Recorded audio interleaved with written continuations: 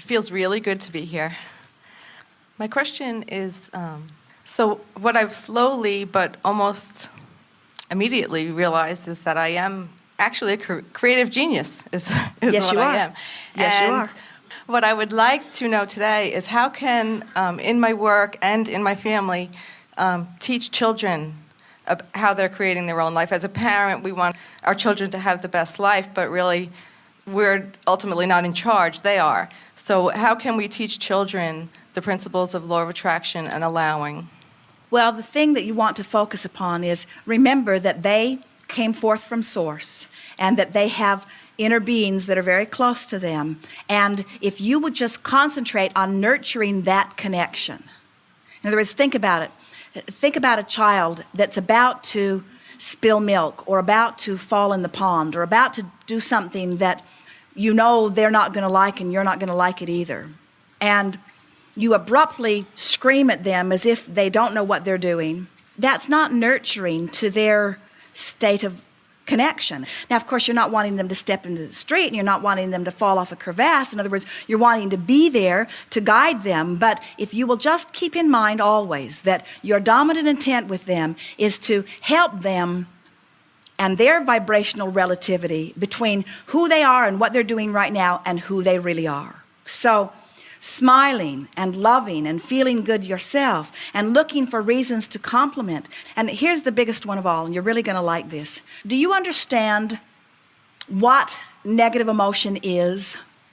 In other words, you know what it feels like, but what it is, it's the indication that right now I'm thinking a thought that's so far off track of what my inner being thinks that I'm not even in the vicinity of my inner being. Did you get that? That's what negative emotion means. That means I've chosen a thought. Maybe I got it from my mother. Maybe I got it from my teacher. Maybe I picked it up from a friend. But I'm thinking a thought, and that thought is so vibrationally resistant, so different relativity than the vibration of my source and my inner being and who my inner being is and how my inner being feels about who I am, that I'm not even in the vibrational vicinity. So when you think about that, what that's saying is, when you look at yourself and you see yourself as unworthy or inappropriate or incapable, those thoughts are so foreign to your inner being that you can't even be near your inner being's vibration when you think those thoughts. So here's the point that we're taking this long way around to get to because it's such an important thing. When you are interacting with children and you see them do something that you don't want them to do and you shine a spotlight on it, you've done something their own inner being would never, ever, ever, ever, ever, ever do. You're accentuating their departure from who they really are and insisting that they accentuate it too. We would be cognizant of their relationship with their inner being and always trying to nurture that. Then we would be looking for things that make them feel good and we'd be watching for behavior that is behavior of connection, and we would reinforce that, we would restate that, we would compliment that, and we would give that our undivided attention. And the other stuff, we'd treat them just like their inner being does. We would turn the other cheek. Okay. That makes a tremendous amount of sense. Jerry and Esther accidentally, although there are no accidents, watched Super Nanny. Have you seen it?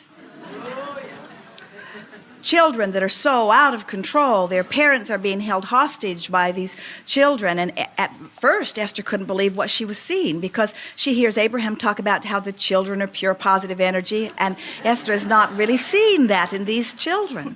And then Super Nanny enters the scene and lays down some guidelines and has a naughty zone where they go. But what Super Nanny does is she believes in their ability to have a nice family, and she lines up her energy with that, and she believes in her techniques. And so she's very persuasive. In other words, she is able to get them to align with that. And so in a very short period of time, children who have been utterly unruly and impossible seeming to live with come round to being happier, feeling better, certainly being nicer to be around. And so then Jerry and Esther are feeling a little uneasy about all of this. And so they want our opinion. Abraham, what's going on here? And Jerry's question to us, in what ways does what you teach align and in what ways does it not? And we said it aligns in the sense that if you are clear about what you want and you are in alignment about what you want, you are able to convey that in a way that these children who want to please then can easily follow.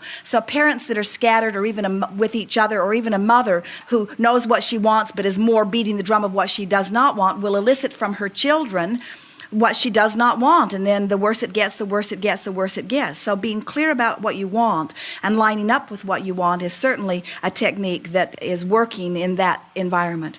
But then we said, when you offer negative consequences, in other words, this bad behavior is going to net you these bad consequences, and you make the consequences proportionate to what they have done wrong, but uncomfortable enough that they don't want to experience that, you can evoke for yourself some measure of control. But you have not taught your children anything about self-guidance. You've only taught them to fear the consequences that you have the power to offer to them. And you see how it works with your laws, with your enforcement. In other words, that just does not work. It's only the self-guiding from the inside that ever works, you see. And so we would not have a naughty zone. We would not be punishing them. We would not take their toys away for things that they have done wrong. We would be looking for evidence of alignment. We would work for it for ourselves. We would demonstrate it every chance we get. We would compliment them when they see it. We would talk to them about their connection. It doesn't matter how little they are. We'd let them know that they have guidance that comes forth from within. We would encourage them to learn to trust that. We would honor it, whatever they decide to do. We would never contradict what they think that they've received guidance about. We would set a clear and powerful example, and we would expect them to live happily ever after. So if a child is naughty, Meaning not connected to who they truly are, not well, now wait a minute, disrupting peace, because someone else's version of naughty doesn't mean that they're not connected to who they are. There are a lot of children who are fully connected to who they are, who are doing things that others around them consider to be naughty. In other words, the teacher in the classroom wants them compliant and quiet, and tuned in, tapped in, turned on is not necessarily that. So by naughty, you mean not keeping the rule that someone else has established as the rule? That's tricky. That is tricky. A child who disrespects another child or harms another child. All right, so give us an example of something that happens often, or that happened, and when it happened it was big, and we'll show you what we would do. Okay, a sibling becomes frustrated and strikes his sibling. All right, so the most important thing that you've said here is becomes frustrated. Now, what does that mean? That means that this child had a desire for something that in that moment he was not a vibrational match to. In other words, he really wanted something that the situation made him feel he could not achieve. And do you know anyone who feels good when they think they can't have something that they want? In other words, down there in those negative emotions, every single time is a feeling of disempowerment. So if another child is bigger, or another child has mommy on his side, and so mommy always gives him what he wants, and this one, in other words, there are lots of different dynamics. But so you said the key word when you said, my child is frustrated. And so that's the thing that, as you think about what we've been talking here about these two concurrent journeys. So you see your child pitching a fit, he's acting inappropriately by your standards, maybe even he's clobbered his little brother or big brother over the head with something. That's what's happening. But in the emotional journey, he's feeling frustration. And so in answer to your first question still further, as his mother or mentor or teacher or soother, you're wanting to help soothe that frustration. What happens is, when you're right in the middle of the action stuff, it feels like you have to do something with action. But doing something with action doesn't do anything about the vibration that will produce another action and another action and another action and another action. So if you could, we would encourage you to stop in the middle of that and see if you can figure out what the basis of his frustration is, and acknowledge that if he has frustration frustration that is strong enough that he's hitting somebody over the head, it's moved from frustration into anger, even into revenge. In other words, it's a very strong resistance within there, which means he's got a very strong desire that's active at the same time that he has belief that he has no freedom to achieve his desire. So someone who would intervene and say, wait a minute, there's something that you really want here. What is it that you want? Just turning and simply saying, what is it that you want? And most likely would say, I want him to stop doing that.